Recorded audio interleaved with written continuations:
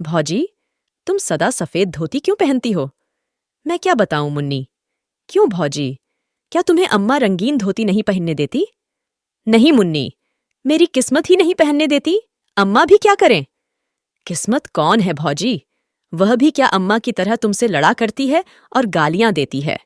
7 साल की मुन्नी ने किशोरी के गले में बाहें डालकर पीठ पर झूलते हुए पूछा। किस्मत कहाँ है भौजी? मुझे भी बता दो। सिल पर का पिसा हुआ मसाला कटोरी में उठाते हुए किशोरी ने एक ठंडी सांस ली। बोली, किस्मत कहाँ है मुन्नी, क्या बताऊं? आंचल से आंसू पोंछकर किशोरी ने तरकारी बघार दी। खाना तैयार होने में अभी आध घंटे की देर थी। इसी समय मुन्नी की मां गरजती हुई चौके में आई। बोली, 10 साढ़े 10 बज रहे हैं, अभी तक खाना भी नहीं बना। बच्चे क्या भूखे ही स्कूल चले जाएंगे? बाप रे बाप! मैं तो इस कुलछनी से हैरान हो गई। घर में ऐसा कौन सा भारी काम है जो समय पर खाना भी नहीं तैयार होता है? दुनिया में सभी औरतें काम करती हैं या तू ही अनोखी काम करने वाली है? एक सांस में मुन्नी की मां इतनी बातें कह गईं और पट्टा बिछाकर चौके में बैठ गईं।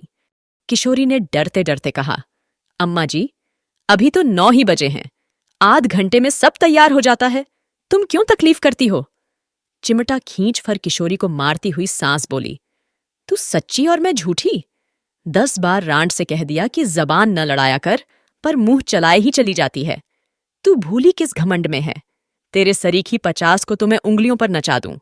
चल हट, निकल चौके से। आंख पोंछती हुई किशोरी चौके से बाहर हो गई। जरा सी मुन्नी अपनी मां का यह कठोर व्यवहार विस्मय भरी आंखों से देखती रह गई।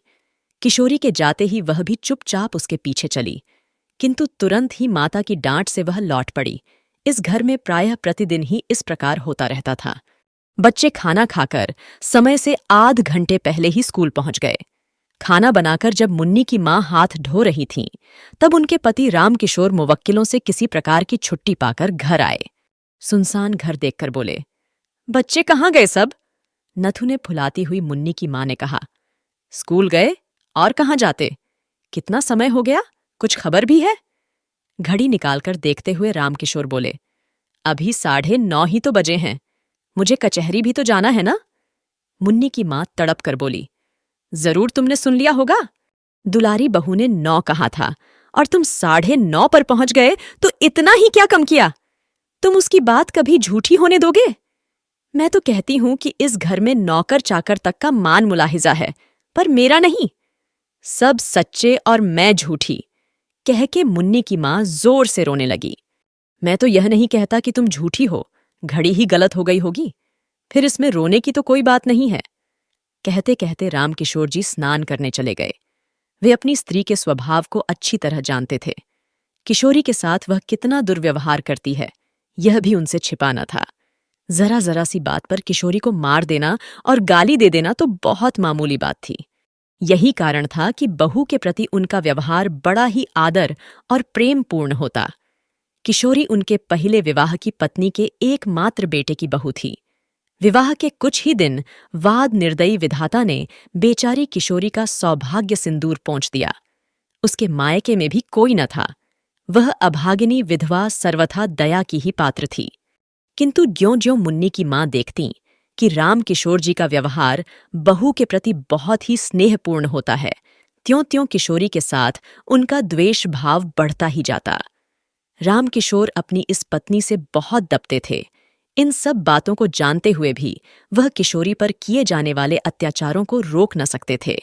100 की सीधी बात तो यह थी कि पत्नी के खिलाफ कुछ कह के वे अपनी खोपड़ी के बाल न नुचवाना चाहते थे, इसलिए बहुधा वे चुप ही रह जाया करते थे।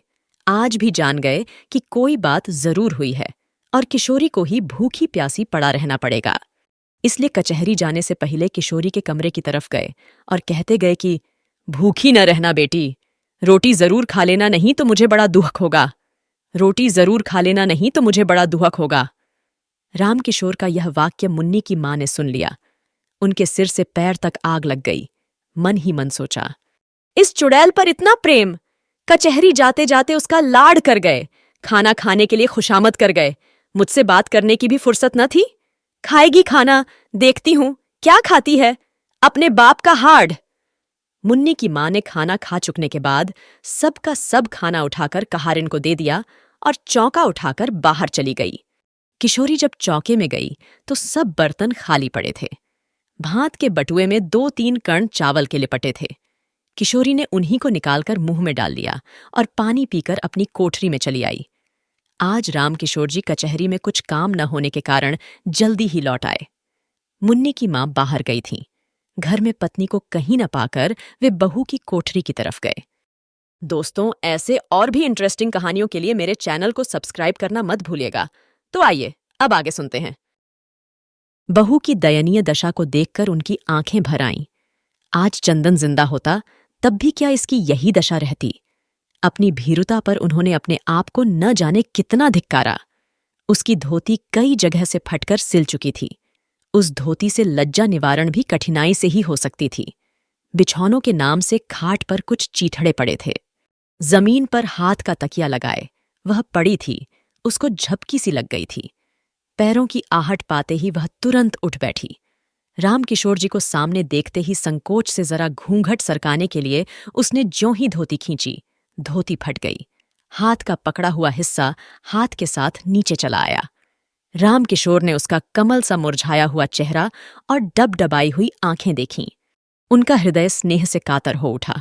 वे ममत्व भरे मधुर स्वर में बोले, तुमने खाना खा लिया है बेटी? किशोरी के मुंह से निकल गया, नहीं। फिर वह संभल कर बोली, खा तो लिया है बाबू। रामकिशोर जी बोले, मुझे तो ऐसा मालूम होता है कि तुमने नहीं खाया है। किशोरी कुछ न बोली। उसका मुंह दूसरी ओर था। आंसू टपक रहे थे और वह नाखून से धरती खुरच रही थी। रामकिशोर फिर बोले, तुमने नहीं खाया ना? मुझे दुहक है कि तुमने भी अपने बूढ़े ससुर की एक जरा सी बात न मानी। किशोरी को बड़ी ग्लानि हो रही थी कि वह क्या उत्तर दे। कुछ देर में बोली, बाबू, मैंने आपकी आज्ञा का पालन किया है। जो कुछ चौके में था खा लिया है। झूठ नहीं कहती। रामकिशोर को विश्वास न हुआ। कहारिन को बुलाकर पूछा तो कहारिन ने कहा, मेरे सामने तो बहू ने कुछ नहीं खाया। माँ जी ने चौका पहले ही से खाली कर दिया था। खाती भी तो क्या? पत्नी की नीचता पर कुपित और बहू के सौजन्य पर रामकिशोर जी पानी पानी हो गए। आज उनके जेब में 50 रुपए थे। उसमें से 10 निकालकर वे बहू को देते हुए बोले, यह रुपये रखो बेटी, तुम्हें यदि जरूरत पड़े तो खर्च करना। इसी समय आंधी की तरह मुन्नी की मां ने कोठरी में प्रवेश किया। बीच से ही रुपयों को झपट कर छीन लिया। वह किशोरी के हाथ तक पहुंच भी न पाए थे। गुस्से से तड़प कर बोली, बाप रे बाप। अंधेर हो गया। कलजुग जो न करावे सो थोड़ा ही है। अपने सिर पर चांदी की तो लाज रखते। बेटी बहू के सूने घर में घुसते तुम्हें लाज भी न आई? तुम्हारे ही सर चढ़ाने से तो यह इतनी सरचढ़ी है। पर मैं न जानती थी कि बात इतनी बढ़ चुकी है। इस बुढ़ापे में भी गड्ढे में ही जाके गिरे। राम राम, इसी पाप के बोझ से तो धरती दबी जाती है। वे तीर की तरह कोठरी से निकल गईं। उनके पीछे ही रामकिशोर भी चुपचाप चले गए। वे बहुत वृद्ध तो न थे, परंतु जीवन में नित्य होने वाली इन घटनाओं और जवान बेटे की मृत्यु से वे अपनी उम्र के लिहाज से बहुत बूढ़े हो चुके थे। ग्लानि और क्षोभ से वे बाहर की बैठक में जाकर लेट गए। उन्हें रह रहकर चंदन की याद आ रही थी। तकिए में मुंह छिपाकर वह रो उठे। पीछे से आकर मुन्नी ने पिता के गले में बाहें डाल दीं। पूछा, क्यों रोते हो बाबू? रामकिशोर ने विरक्ति के भाव से कहा, अपनी किस्मत के लिए बेटी। सवेरे मुन्नी ने भौजी के मुंह से भी किस्मत का नाम सुना था और उसके बाद उसे रोते देखा था। इस समय अब उसने पिता को भी किस्मत के नाम से रोते देखा तो उसने विस्मित होकर पूछा, किस्मत कहाँ रहती है बाबू? क्या वह अम्मा की कोई लगती है? मुन्नी के इस भोले प्रश्न से दुख के समय भी रामकिशोर जी को हंसी आ गई और वे बोले, हाँ, वह तुम्हारी मां की बहन है।